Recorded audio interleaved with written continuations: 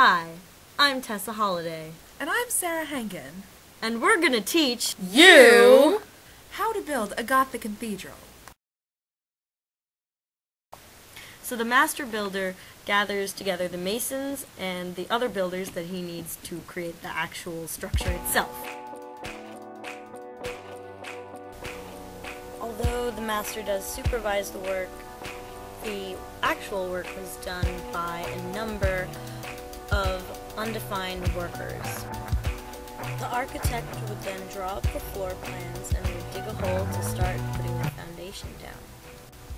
Since religion was very important in that time, the bishop would come and bless the foundation stone before it was placed into a pit of clay and small rocks.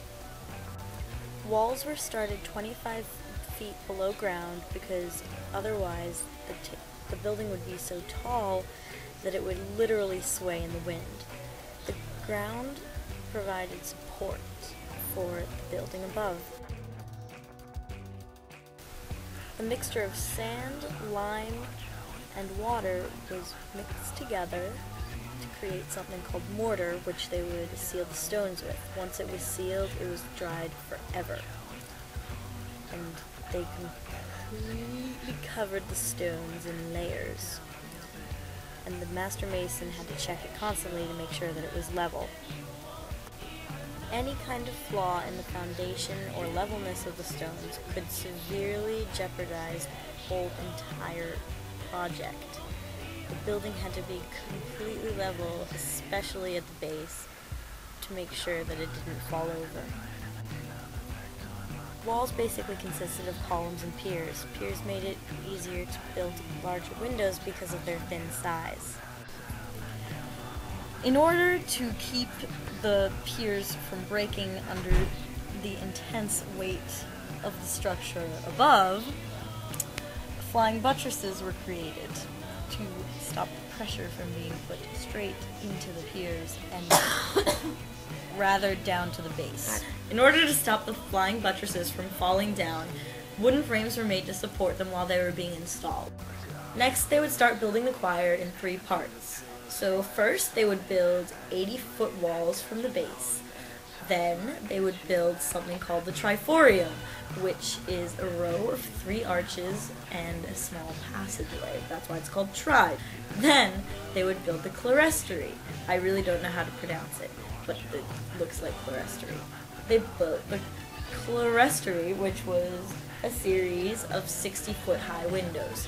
These were where the ornate stained glass was. And that's not where the rose windows were. The rose windows were circular windows. That were pretty cool. And that's the famous point of Gothic cathedrals. The building of the choir usually took around 5 years to complete. So the roof was made out of triangles, which helped the support because triangles are actually some of the most supporting shapes in geometry. Isn't geometry fun? We shouldn't be learning geometry because we're in history. So, yeah, the roof was made out of triangles and put in with pegs and pennons, which were like tongues that went into the wooden pegs. They didn't use mortar for the roof because mortar was too heavy. It usually took just under 100 years to create a Gothic cathedral, meaning that people died in the process, and usually the master masons were buried in a crypt underneath the cathedral. If the bishop died, they would create a special tomb for them inside of the cathedral. The ending results were magnificent. Not quite as magnificent as this picture, of course, but they were certainly brilliant. And that's all for now. If you want to figure out more, just check out more of the website. Woohoo! Website.